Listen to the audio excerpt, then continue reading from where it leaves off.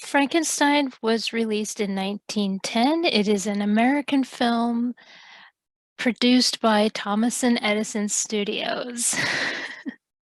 I'm pretty sure this is one that he did not steal.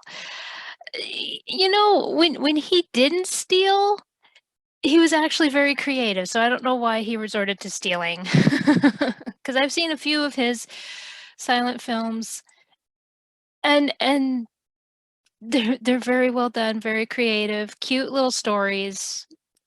I don't understand, but yes, he did steal quite a few from Georges Méliès and everything else. But anyway, um, this is of course based off of Mary Shelley's famous novel. I've read the story, love the story, and so I'm not going to go deep into detail about the. I'm sure we all know the story of Frankenstein, which the doctor's name is Frankenstein. Let's just get that out of the way. I can't tell you how many times people think that it's the monster that's named Frank. No, it's the doctor. And Victor Frankenstein, that's his name. And but this film was the first film adaptation of the story. And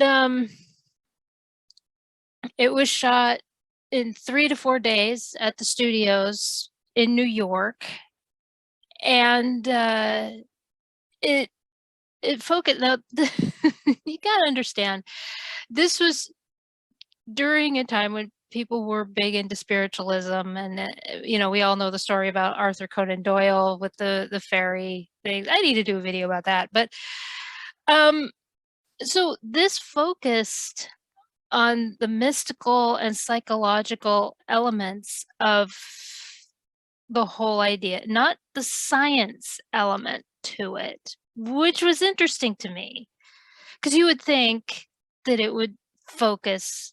And it's funny to little side note. It is really interesting to see how these filmmakers uh, in the early years would uh, where they would focus, like just like here, because of the fact that they were heavy into spiritualism and that sort of thing, which is not a bad thing at all. But so they wouldn't focus on the science side, they would focus on the mystical and psychological, and didn't hurt the story at all. It really didn't. And now the interesting thing about this is, I've seen a lot of Frankenstein movies. Quite honestly, if you've never seen the version that has Carrie Fisher in it from the 70s, no, it was in the 80s. It was right after she did Return of the Jedi. It's a great version. It seems like everyone forgets that version. Very well done. I've seen so many different versions of Frankenstein. Well, this one doesn't show the monster being assembled with parts. It has like this vat, and it shows how it just shows a totally different way of the monster being created. I found that so interesting. And so again, I mean, when Thomas Edison actually does his own work, he's very creative. So I don't know why he resorted to stealing everything. I don't know.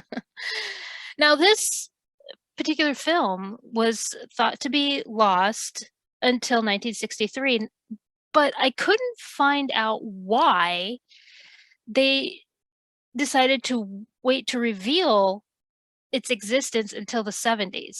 Maybe they were restoring it. I don't know. I mean, I would believe that, but I couldn't find any information as to why they found it in 1963 and waited almost a decade to say, "Oh yeah, by the way, we found this." So, if it was a restoration process, I would totally, uh I'd believe that one. So, anyway, this is based off of Mary Shelley's novel. The monster creation is not like what you would usually see, like assembling with different, uh, body parts and everything.